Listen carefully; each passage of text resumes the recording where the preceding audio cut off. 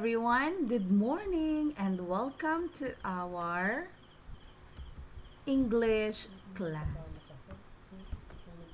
Okay, so the first one we will talk about the spelling words. Okay, so for the first one, first is spelling words is icon. Can you please say it? Very good. Let us spell the word icon. You are going to spell like this. I-C-O-N. Icon. Can you please do it? Ready? Go. Very good. Okay. So again, this word is icon. I-C-O-N. Icon. Can you please close your eyes and let us try to recite the spell the word icon. Ready? Go. Icon. I-C-O-N. Icon. Very good. Now, let's find out the meaning of icon. What is icon? Icon is an image or representation. Okay? An icon is an image or representation. Diba in our computer, so we have there small images, so that we call that one icons, right? Okay, so it's a small image or a representation. So that is our first spelling word. Now let's go to our number two. Number two is pursued. Can you please say it? Very good. This is how you are going to spell to say the word pursued. P-U-R-S-U-E-D. Pursued. Okay, can you please do it? Ready? Go. Very good. Now let's do it together. Ready? Go. Pursued. P-U-R-S-U-E-D. Pursued. Okay, now let's try to close our eyes. Ready? Let's read first, spell, and then read it again. Okay, ready? Go. Pursued. P-U-R-S-U-E-D. Pursued. Okay.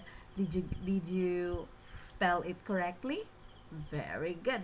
Now, the meaning of pursued is took up. Okay, the meaning of pursued is took up. Now, let's go to our number three spelling words. Number three is aspirations. Can you please say it? Very good. This is how you are going to spell it. A-S-P-I-R-A-T-I-O-N-S. Aspirations. Ready? Let's do it together. Go. Spell it. Aspirations. A-S-P-I-R-A-T-I-O-N-S. Aspirations. Very good. Now, let's try to close our eyes. If you cannot do it, you can just look, open your eyes. Okay po? But because this one is a little bit long. Okay, so you can open your eyes. If you cannot, spell it with your eyes closed. Okay, so let us spell aspirations. Ready? Spell, read it first. Read, say, spell, and then say it again. Read it again. Okay, ready? Go. Aspirations. A-S-P-I-R-A-T-I-O-N-S. Aspirations. Okay, now let's find out the meaning of aspirations. It means our hopes and dreams. Okay, aspirations means hopes and dreams. Okay, now let's go to number four spelling words. Number four is exile. Number four is exile. Okay, can you please read? Very good. And how this is how you're going to spell E-X-I-L-E. Exile. Okay? Let's read, spell, and read it again. Ready? Go. Exile. E-X-I-L-E. Exile. Now this one is a little bit short. You can spell it with your eyes closed. Ready? Go. Exile. E-X-I-L-E. Exile. Very good. Now, the meaning of exile means to be away from one's home. Again, the meaning of exile is to be away from one's home. Okay, for our last spelling word, it is assassinated. Oh, a little bit long again. Again, can you please read? Very good. The word is assassinated. So this is how you are going to spell it. Assassinated. Assassinated. So this one is a little bit long. Teacher Bell will open the eyes also. Okay? So let us spell it again. Read, spell, and read. Okay po? Say, it means read. Spell it, and then say it again. Read it again. Okay? Ready? Go. Assassinated. Assassinated. Assassinated. Okay, so what is the meaning of assassinated? The meaning of assassinated is killed by surprise attack. Okay? It is killed by surprise attack. So these are our spelling words for this week. Okay po? So now let's go to our next lesson, which is a simple past tense. Okay? Our lesson is a simple past tense. Okay? And verbs in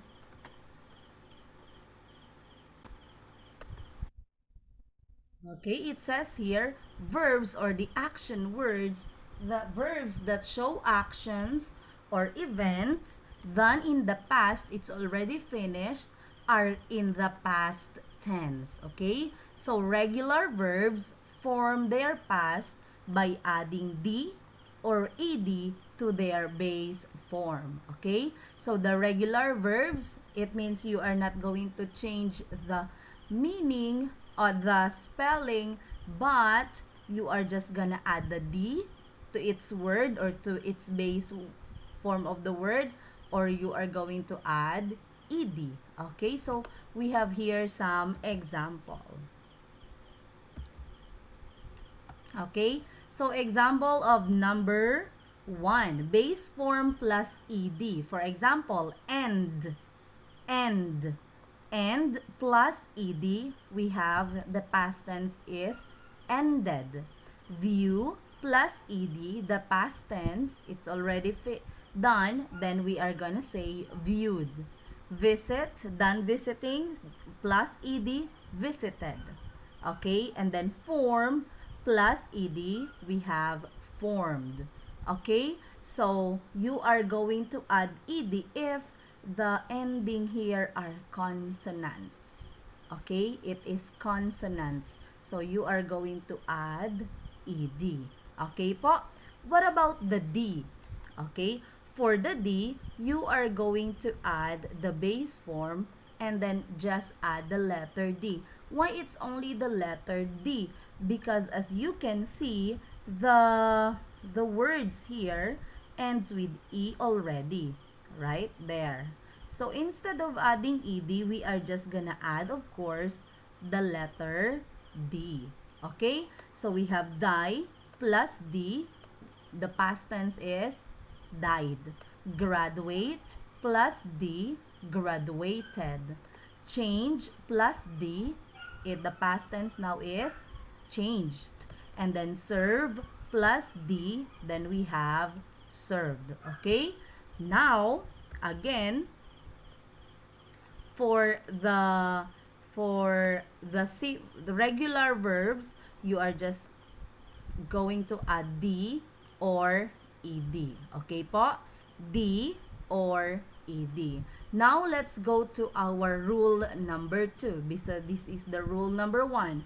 For the rule number 2, verbs ending in Y, if the verbs ends with letter Y, we are going to form their past by changing the Y to I. And then, that's the time we are going to add the ED. Okay? So, again, for the rule number 2, it says here, verbs ending in Y form their past. We make it into a past tense by changing the Y. We are gonna remove the Y, change it into I. Then that's the time we will add the ed. So this one. Okay, so we have here copy. As you can see, our words, it all ends with Y.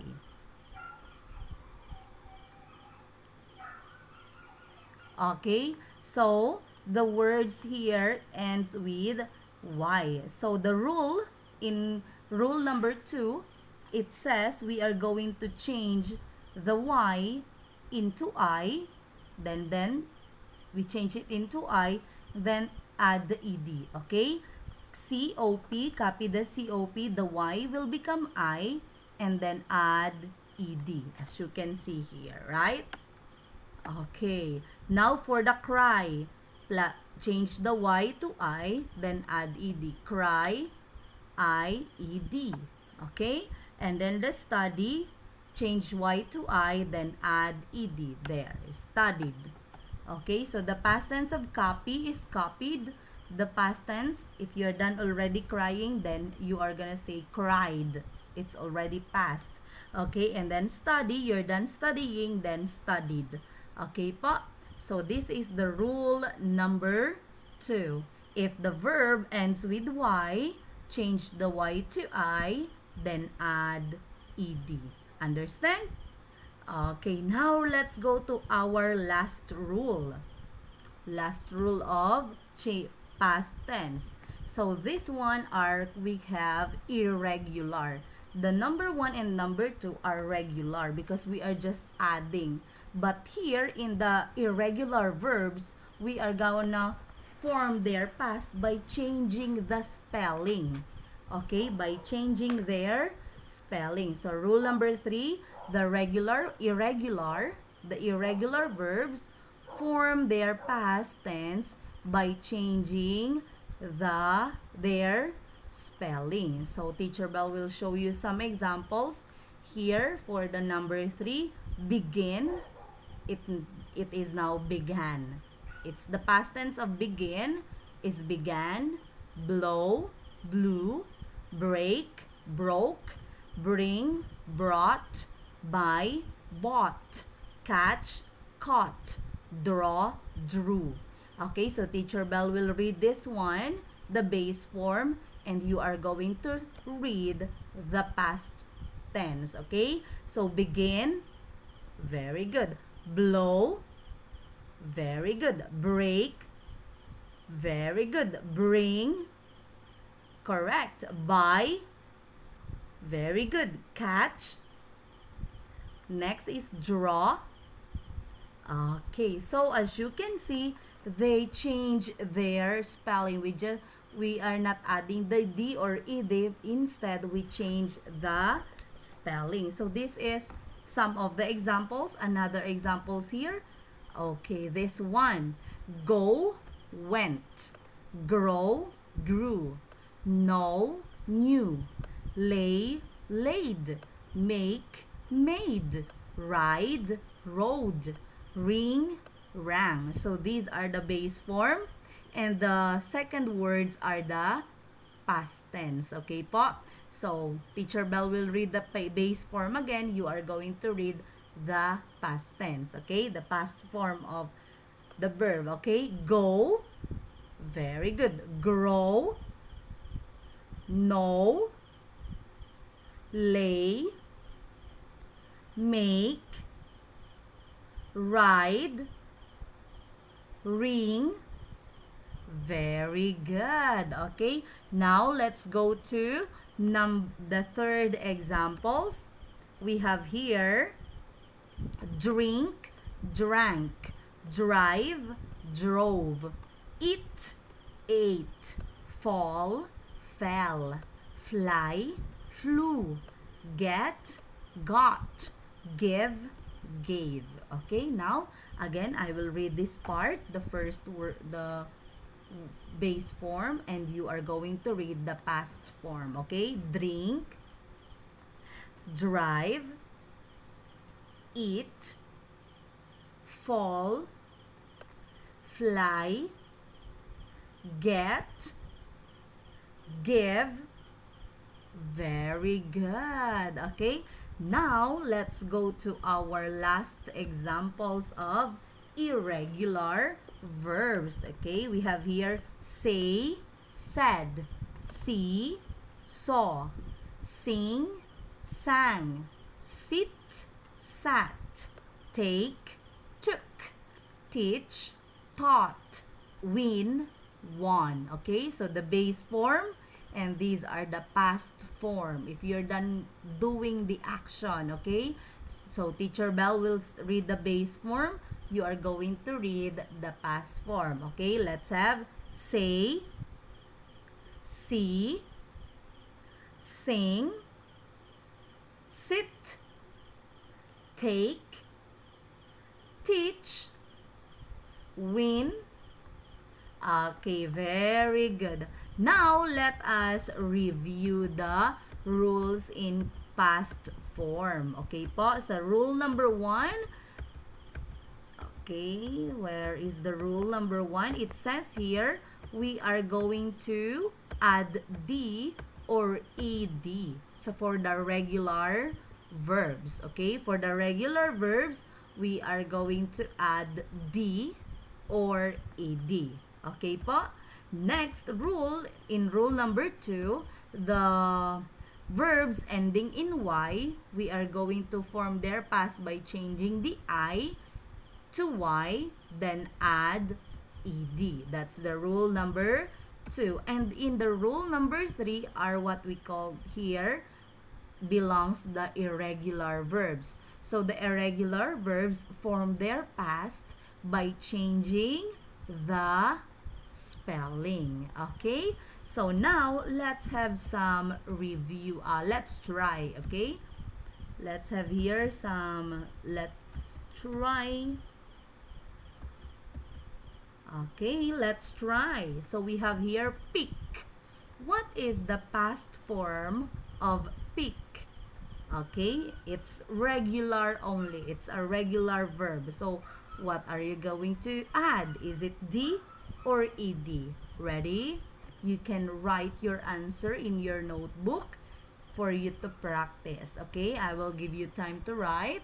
5, 4, 3, 2, 1, and 0. May I see your work? Yeah, let's check your work. Okay po? If the answer here is picked, with you are going to add ED. Who got the correct answer? Very good. Okay, now let's go to number 2. Eat. This one is irregular. So, what is the past tense of eat? Ready? Write your answer. 5, 4, 3, 2, 1, 0. Okay, let's check your answer if you are correct. The past tense of eat is ate. Okay, so who got the correct answer? Very good. Okay, now let's go to our number 3. Number 3 here is indoors. Indoors. Okay, look at this one. This one is a regular verb. And as you can see, it ends with E already. So what are you gonna add na lang? What are you gonna add here? Is it D or the ED? Ready? Write your answer. 5, 4, 3, 2, 1, 0. Okay, now let's check if your answer is correct. The answer is indoors. You are just going to add the D. Okay? Now, let's go to number 4. Number 4 word is try. Okay? As you can see, it ends with Y. So, it's in the rule number 2. If the verb ends with Y, what are you gonna do? Okay. Please write your answer. 5, 4, 3, 2, 1, 0. Let's check your work. Okay, is your answer like this? Tried? Yeah, change Y to I and add ED. Okay, now for number 5. The word in number 5 is right. Again, this one is irregular. So, you are gonna change the spelling. What is the past tense of right? Past tense of right. Please write your answer. 5, 4, 3, 2, 1, 0. The past tense of right, of course, it is wrote. Okay, who got the correct answer? Very good. Okay, now for your book work, please open your book on page 133. Open your book on page 133. Okay, so for the page 133, letter A, it says here we are going to write the past tense of the past form of each verb. Okay, so we are going to answer. Okay, so Teacher Bell will help you with the number 1. Okay po? Okay, now number 2. For the number 2, it is prepare. Prepare. This one is a regular. So, you are just going to add, copy the words ha. Copy the words and then not just write the D or ED or no. Copy the word and then answer. Okay po? Prepare. So, write the prepare here. And then what are you going to add? Is it D or ED? Or you are going to change Y to I? What rule? It's end with E, oh. It's regular. Okay po? Please write your answer. Now, for number 3, speak. This one is irregular. It means you are going to change the spelling. So, what is the past tense of speak? Okay, now for number 4, it is regular. You are just regular verbs. Okay po, write your answer here. And also the number 5. Next, number 6. Okay, done with number 6. Done writing. Now, let's go to number 7. What is the past form of count? Okay, for number 8, what is the past tense of teach?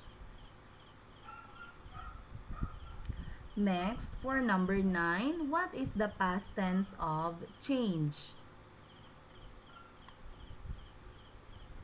And for number 10, what is the past tense of jump? Okay, so if you are not yet done with this one, you can pause the video. Okay po, now let's go to the down part, letter B. Okay, so you're gonna fill in the blanks with the correct simple past form of the verb in parentheses. Okay, so it says here, mother spend. So if it is past tense, what is the past tense of spend? Mother spend blank her time raising 5 children. Okay, so what is the past tense of past form of spend? Write it here.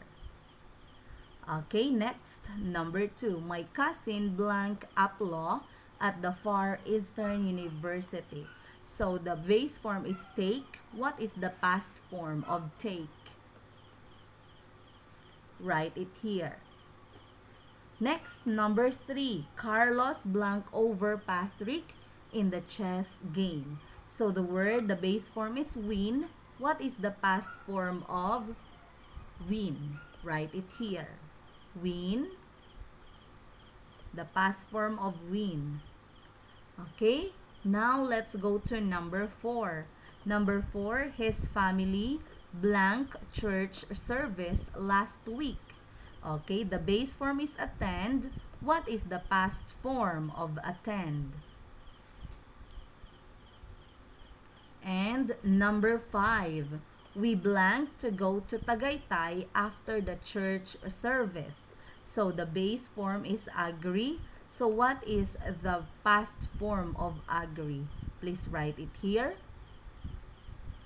Okay po. Now, if you are not yet done answering, you can pause this video. But those who are finished for your assignment, you are gonna copy the spelling words and its meaning in your spelling notebook. And take number 2 assignment. You are going to study for our quiz tomorrow. Okay po? And take a picture of page 133. Then send it in our class dojo. That's all, everyone, and see you tomorrow. Bye!